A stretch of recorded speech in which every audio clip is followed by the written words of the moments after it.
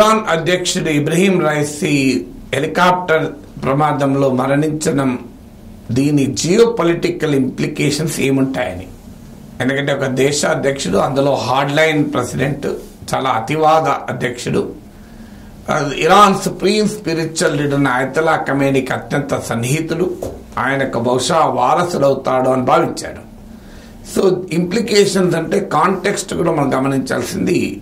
US ఇరాన్ల మధ్య relations చాలా వర్సెన్ అవుతున్న సమయంలో ఈ దుర్ఘటన జరిగింది. అంటే అమెరికా ట్రంప్ కాలంలో న్యూక్లియర్ డీల్ నుంచి అమెరికా రద్దు చేసుకున్న తర్వాత ఇటీవల గాజా వార్లో అమెరికా ఇజ్రాయెల్కు ఏకపక్షంగా మద్దతు ఇవ్వడం, అమెరికా ఇరాన్ సంబంధాలు చాలా లోయెస్ట్ లెవెల్ ఇప్పుడు ఉన్నాయి.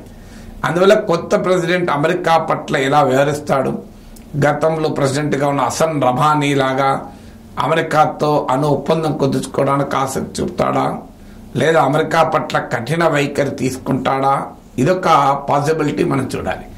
రెండవది, ఈ జియో పాలిటిక్స్లో వచ్చిన కొత్త మార్పు ఏంటంటే ఇరాన్ అమెరికా ప్రత్యర్థులైన రష్యా, చైనాలకు దగ్గరయ్యాయి.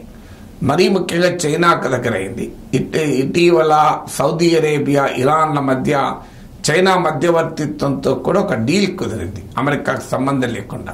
వెస్ట్ ఏషియాలో ఎప్పుడు ఒప్పందాలు కుదిరినా అమెరికా మధ్యవర్తిత్వంలో జరుగుతాయి. అందులో సౌదీ అరేబియా అమెరికాకు మిత్రదేశం, ఇరాన్ అమెరికాకు శత్రుదేశం. సో ఈ రెండు దేశాల మధ్య అమెరికా ప్రత్యర్థి అయిన చైనా సందుకుదొచ్చింది. ఇది ఒక సిగ్నిఫికెంట్ డెవలప్మెంట్.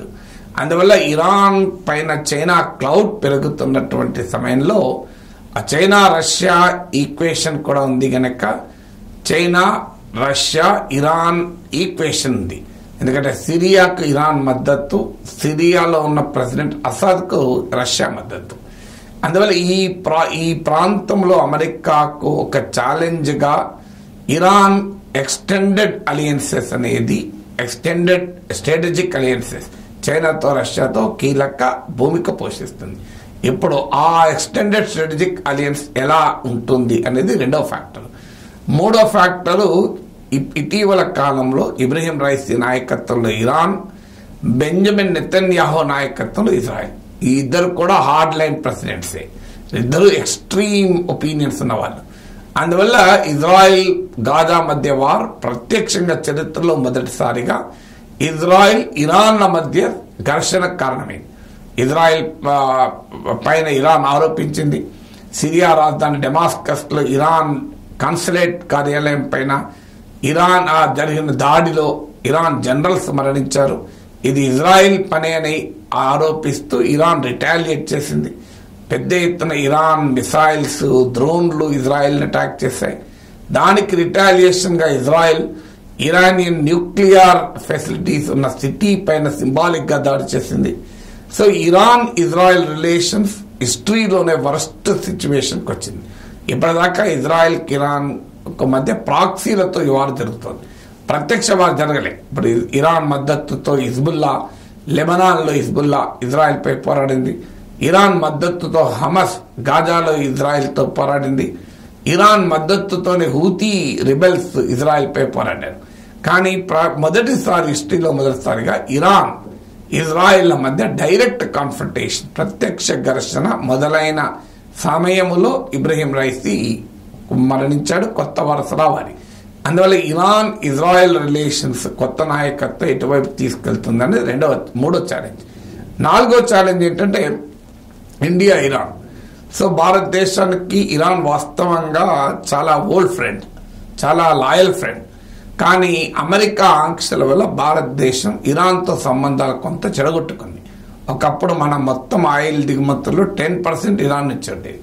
కానీ మనం ఇరాన్ నుంచి ఆయిల్ దిగుమతి చేసుకోవద్దని అమెరికా కండిషన్స్ పెడితే మన ప్రభుత్వం తల వంచి ఆ ఇరాన్ నుంచి ఆయిల్ ఇంపోర్ట్ జీరోకి తెచ్చారు.